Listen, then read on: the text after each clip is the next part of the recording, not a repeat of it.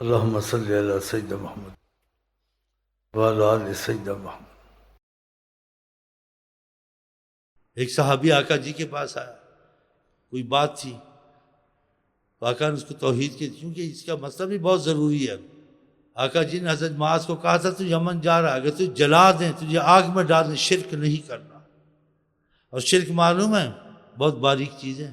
آقا نے کہا چونٹی کی چال سے زیادہ باریک ہے، کالی رات میں کالی چونٹی کالے پتھر پر چلے نظر آئے گی، اس سے زیادہ باریک ہے۔ اور ہر گناہ زمین سے آسمان تک گناہ آپ کریں، اگر بھر گئے، آپ نے شرک نہیں کیا، ہو سکتا ہے خدا سارے بخش دے۔ حدیثوں میں ایسے بھی آیا، اے میرے بندے، اگر تم نے شرک نہیں کیا ہے اور تم زمین سے آسمان تک گناہ بندے، میں بخشنے میں آؤں گا، کوئی پرواہ نہیں کروں گا، بخش دوں۔ ایک شرک کی معافی نہیں ہے۔ ان الشرک لظلم عظیم، بہت بڑا ظلم ہے۔ وَمَن يُشْرِكْ بِاللَّهِ فَكَأَنَّمَا خَرَّ مِنَ السَّمَاءِ، جو شرک کرتا ہے آسمان سے گرتا ہے، جو آسمان سے گرے بچتا ہے۔ ایک صحابی تھے، آقا جی کے پاس آئے، کہا اللہ چاہے گا آپ چاہیں گے۔ آپ نے کہا جعلتنی للہ ندا، تو نے خدا کے ساتھ مجھے شریک کر دیا۔ قل ان شاء اللہ وحدہ، کہ اللہ اکیلا چاہے گا، میرا نام کیوں لائے ساتھ؟ کچھ تعلیم دینی تھی، اور اس نام جو لایا وہ صحیح لایا، کیونکہ وہ دیکھتا تھا کہ ہم اللہ اللہ لا کرتے ہیں، دعائیں مانگتے قبول نہیں ہوتے جس چیز کو ہم چاہتے ہیں۔ جب ان کے پاس آتے ہیں، یہ دعا کرتے چاہتے کام ہو جاتے ہیں، وہ اپنے حساب سے صحیح ہے۔ اب یہ منع کرتے ہیں تو پھر ان کی بات ماننی ہے، لیکن سمجھ میں نہیں آ رہا صحابی کے۔ یہ کہتے ہیں اللہ اکیلا چاہے، اللہ کو ہم تھک جاتے ہیں، بارش دن نہیں آتی، جب آپ کہتے ہیں ایک دم آتی ہے، کیا بات ہے؟ اور اتنی مصیبتیں ہماری ٹلتی ہیں، آپ کی وجہ سے ٹلتی ہیں، جب آپ چاہتے ہیں دعا کرتے ہیں۔ کہا تو صحیح تھا اس نے، لیکن آقا جی پہلی لوگ جو یہود نصارہ اپنے نبیوں کے ساتھ شرک کرنے لگے، کہا یہ ایسے مبتلا نہ، ان کو مضبوط کرنا تھا۔ وہ چپ ہو گیا، آپ بھی تھوڑے خاموش ہو گئے، یہ مفہوم ہے۔ آپ کے انداز ایسے، پھر تھوڑی دیر کے بعد بولے اگر تم ایسا سمجھتے ہو کہ میرا تمہارے میں آنا ایک بہت بڑی رحمت کا نزول ہے اور ایک بہت بڑا تم پر خدا کا احسان ہے، اس چیز کو سمجھ چکے ہو، جیسے خدا نے کہا لقد من اللہ علی المؤمنین، خدا نے ایمان والوں پر احسان کیا، آپ کو بھیج دیا، تو فائدہ ہے تو بھیجا نا، وسیلہ بنتے تو فائدہ، تو اس کو کیسے سمجھایا بعد میں؟ تھوڑا توقف کیا، وہ خاموش۔ اگر ایسا کہنا چاہتے ہو خدا سے ملا کر نہ کہو، خدا کا میرا فرق رکھا ہوگا کہ وسیلے کی صورت میں، قل ان شاء اللہ ثم شاء محمد، ایسے کہو اللہ چاہیں گے پھر حضرت محمد مصطفیٰ چاہیں گے، ایسا ملا کر مت کہو۔ دیکھا کیسے؟ جیسے 24 یا پیر مدد یا غوث مدد یا علی مدد، یہ آیا دیواروں پہ لکھا ہوا ہے، کلفیوں کے ادھر لکھا ہوا ہے، یہ اسلام نے سکھایا، یہ سارے شرک کرتے ہیں، اور یہ مولوی شرک ان کو سکھاتے ہیں۔ ایک بزرگ نے کبھی کیا، ہمیشہ نہیں کہا، وہ ایک شعر مل گیا، اس کو اساسی 24 گھنٹے کہتے تھے، اور پھر وہ عارف لوگ تھے، جیسے درود تاج ہے، اگر کوئی سمجھ سے نہ پڑھے بالکل آدمی کا کافر ہو جاتا ہے، اور سمجھ سے پڑھے تو عاشق رسول ہو جاتا ہے۔ لیکن یہ درود کبھی کبھی پڑھنے چاہیے، ہر وقت نہیں، برکت کے لیے۔ زیادہ وہی درود پڑھے جو نبی کریم کی زبان مبارک سے نکلا، اس کو ترجیح دے، ان میں نہ لگے زیادہ۔ درود تاج میں اللہم صلی اللہ علیہ سیدنا محمد آ گیا تھا۔ اللہ تعالیٰ قرآن میں آپ کہتے ہیں کہ کوئی مصیبت آئے، عذاب آئے، کوئی تکلیف آئے، خدا کے سوا کوئی نہیں ہٹا سکتا،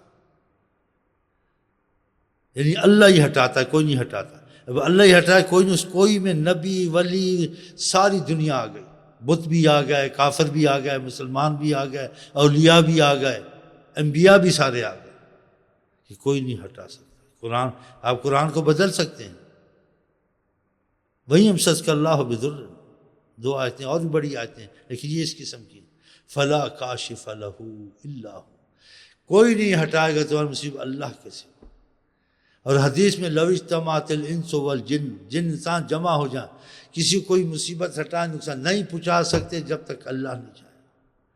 اور ایک صحابی کو آقا جی نے خود کہا، صحیح حدیثیں ہیں، میں اور جبرائیل میکائیل اسرافیل مل کر بھی دعا کریں، اگر خدا نے وہ عورت نہیں لکھی نہیں ملے گی، اللہ کا مسئلہ بیچ میں آئے گا۔ دیکھا یہ حدیثیں نہیں، اس کو چھپانا ہے، جو علم کو چھپائے گا خدا آگ کی لگام دے گا اس کو۔ اب ان چیزوں کو سمجھنے کی ضرورت پڑتی ہے کہ اللہ ہی ہٹاتا ہے تو اللہ ہٹاتا ہے. ہم تو نمازیں نفلیں پڑھ جاتے نہیں ہٹتے ہیں. کسی بزرگ پہ عقیدہ رکھتے ہیں، اس کو ہدیے چڑھاتے ہیں، چڑھاوے چڑھاتے ہیں، وہ کام بن جاتا ہے. تو نبی کا کتنا شان ہوگا، ایک بزرگ کو ہدیے چڑھاوے چڑھاؤ تو کام بن جاتا ہے. اب آپ کے ثبوت ہے نا آپ کے پاس. تم کہتے اللہ ہٹاتا ہے، اللہ تو نہیں ہٹائے، بزرگ نے ہٹائی. اب بھی سمجھ نہیں آئے گی، تمہارا بیڑا غرق ہو جائے گا. پھر پیر مدد، پھر بچے پیدا ہوں گے پیراں دیتا، کہو گے اللہ دیتا نہیں، کہو گے پیراں ہی نہیں دیتا. میں مزار پہ گیا تھا، طواف کیا تھا، چڑھاوے چڑھاتے، پیراں دیتا ہوگی.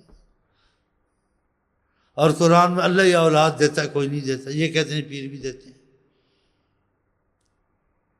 تو پھر مسئلہ ان کے ذہن میں کیسے بٹھایا جائے؟ یہ بھی اپنی جگہ صحیح بولتے ہیں کہ ہم گئے شیخ صاحب کے پاس، حضرت صاحب کے پاس،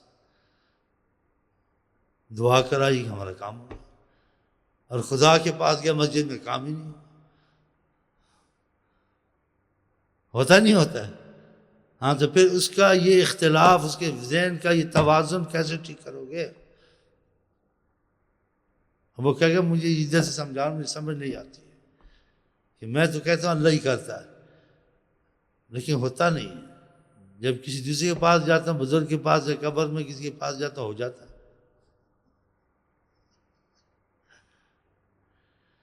یہ بہت بڑا دھوکہ ہے اور بہت بڑی ناسمجھی کی بات ہے کہ اللہ ہی کرتا ہے، بزرگ نہیں کرتا.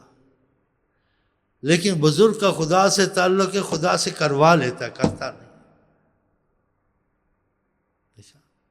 سمجھ کرتا نہیں، کروا لیتا ہے. تم خدا سے نہیں کر، تم نے خدا کو راضی نہیں کیا، اس نے خدا سے جوڑ گٹھ کر لیا، خدا کو راضی کر لیا. اب سمجھے؟ اب مسئلہ حل ہو. اللہ ہی کرتا ہے، بزرگ نہیں کرتا. کیونکہ بزرگ نے کیا، بزرگ نے خود نہیں کیا. بزرگ نے دعا مانگی، اللہ سے کروایا. تم نے دعا مانگی، تمہاری دعا نہیں قبول، اس کی ہو گئی.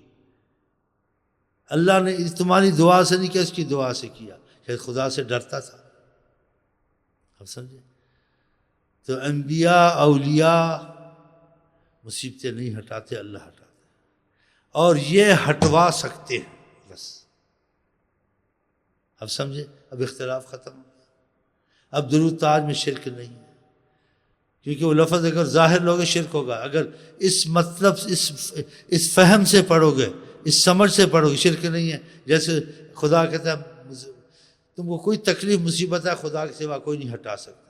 اور درود تاج میں دافع البلاء والوباء والقحط والمرض، بلاؤں کے، قحط سالی کے، مرضوں کے دفع کرنے والے ہیں. اسمہ مکتوب مرفوع مشفون، وہ تو بڑی چیز ہے، ان کا نام بھی، اس سے بھی بلائیں دفع ہوتی ہیں. منقوش فی اللوح والقلم، لوح قلم پہ نام مقدس لکھا ہوا ہے. اب کہ قرآن میں تو نہیں آئی تو شرک ہو گیا. اگر تم سمجھ سے کام لو، سمجھ میں آ گیا، کیونکہ وہ عارف لوگ ہوتے ہیں، اور تم کو خدا نے فہم صلاحیت علم کی دی ہوئی ہے. اسی قرآن میں فوق کل ذی علم علیم، ہر ایک علم وہاں سے علم والا اونچا ہوتا ہے. پھر کیسے ان کا اتفاق ہوگا؟ واقعہ کے لوگوں سے بات کرو جتنی ان کی صلاحیت علم میں ہو، نہ ہو تو نہ کرو. سمجھے کہ نہیں، الٹ معاملہ ہو جائے گا. تو یہ درود تاج سب کو دینا اچھا نہیں ہے، اور سب کو جبر نہیں ہے. تم وہ درود میں وہ اگر سمجھ میں آ جائے تب بھی ہر وقت پڑھنا اچھا نہیں. ہر وقت وہی دعائیں پڑھی جائیں، وہی درود پڑھی جائیں جو آقا کی زبان سے لکھی، وہ سب سے افضل ہوں گی نہیں ہوں گی اسی پہ. بہرحال یہ قرآن میں کوئی نہیں ہٹا سکتا. انہوں نے کہا دافع البلاء والوباء والقحط. اگر اس نے کہا کہ ہاں اللہ ہی ہٹاتا ہے، لیکن آقا جی بھی ہٹاتے ہیں. لیکن آقا جی کیسے ہٹاتے ہیں؟ جب اللہ سے دعا مانگتے ہیں ہٹ جاتا ہے. اب شرک نہیں ہوا. تمہاری سمجھ میں بات آئے گی. وسیلے کے طور سے دافع البلاء ہے، اللہ حقیقتاً ہے. انبیاء اولیاء حقیقتاً دافع البلاء نہیں. حضرت محمد مصطفیٰ، اسی قرآن میں آقا جی کو اللہ تعالیٰ نے کہا قُلْ لَا أَمْلِكُ لِنَفْسِي ضَرًّا وَلَا نَفْعًا إِلَّا مَا شَاءَ اللَّهُ. میں خود حضرت محمد مصطفیٰ اپنے نفع نقصان کا مالک نہیں، میرے ہاتھ میں مگر اتنا کچھ ہے جتنا خدا نے مجھ پر کرم کیا، اس کا میں مالک ہوں. اللہ کی عطا سے دیکھا، اللہ کی عطا کتنی ہے، اتنی ہے کہ آپ اندازہ نہیں کر سکتے حضرت محمد مصطفیٰ. کسی آیتوں کو دیکھیں، وَكَانَ فَضْلُ اللَّهِ عَلَيْكَ عَظِيمًا، اللہ کا عظیم اگر رحمت اور فضل ہے تو حضرت محمد مصطفیٰ پر۔ دیکھا اس میں جو لوگ کچھ نااہل ہیں، نیم حکیم خطرہ جان، نیم ملا خطرہ ایمان، نبی کریم کی بے ادبی اور ان کی عظمت کو نظر انداز کر دیتے ہیں۔ کہتے قرآن میں این یمسسک اللہ بے، تم کوئی مصیبت چھوئے خدا کے سوا کوئی نہیں ہٹا نہیں سکتا، تم خام کا نبیوں ولیوں میں کیا رکھا ہے؟ تو آقا کی دعا مانگتے ہٹتی تھی نہیں ہٹتی تھی۔ اور دوسری آیت پڑھتے ہیں، کیا بولتے ہیں وَإِذَا سَأَلَكَ عِبَادِي فَإِنِّي قَرِيبٌ، جو بندے پوچھیں بہت قریب مشارک ہیں تو مجھ سے دعا مانگو، خدا نے کہا ہے۔ لیکن تم اتنے قریب ہو جتنے حضرت محمد مصطفیٰ، تو پھر مکل ماری گئی۔ اور صحابہ کو پتہ نہیں تھا، آقا جی نے سکھایا کہ اللہ شارک کے قریب ہے۔ جو آقا جی کے پاس آتے تھے تو آقا جی میرے پاس کیا، تو اللہ قریب ہے، جا کے مانگ لو، بارش مانگ لو، جو چیز کو تکلیف ہے اللہ سے مانگو۔ میں نے یہ کہا نہیں کہا، ان کی دعائیں مانگی، ان کے کام بن گئے۔ ان کو پتہ نہیں تھا، ان کو یہ پتہ تھا کہ جتنے اللہ کے یہ قریب ہم اتنے قریب نہیں ہیں۔ ہماری دعا کب قبول ہو نہ ہو، اگر یہ کرم فرمائے کہ مسئلہ فوراً حل ہو جائے۔ تو نبی ولی ہٹاتے نہیں ہیں، ہٹواتے ہیں۔ جیسے حکومت میں کام اگر وزیر کرتا ہے یا بادشاہ کرتا ہے ہو جاتا ہے۔ کوئی وزیر تمہارا کام کرتا ہے تو بندی دستخط کرا کے لاتا، کرواتا ہے، خود نہیں کرتا، لیکن تم مختصر بات کرنے کے لیے کہتے ہیں وزیر صاحب نے کام کر دیا۔ بادشاہ دستخط نہ کرتا تو وہ ہوتا نہ ہوتا۔ ایسے اللہ قبول نہ کرتا، نبیوں کی دعا بھی قبول نہیں ہو سکتی۔ تو اللہ ان کی زیادہ قبول کرتا ہے، دوسروں کی بھی کرتا ہے، لیکن ان کو جتنی قبولیت ہے اتنی کسی کو نہیں ہے۔ تو ان کا وسیلہ کرنا، ان کو واسطہ بنانا وسیلے کے طور سے، یہ تو بہت ہی ضروری ہے۔ اب سمجھئے، میں کافی کوشش کی وضاحت سے آپ کو سمجھا دوں کہ آپ شرک سے بھی بچیں اور آقا جی کو اعظم وسیلہ ہر مصیبت میں، دنیا کی ہو، آخرت کی ہو، بیماری کی ہو، کوئی اگر وہ آپ کے وسیلہ بن گیا آپ کا مشکل فوراً حل ہے۔ تو اس میں یہ ہوتا ہے اللہ نے حل کیا حضرت محمد مصطفیٰ کے تو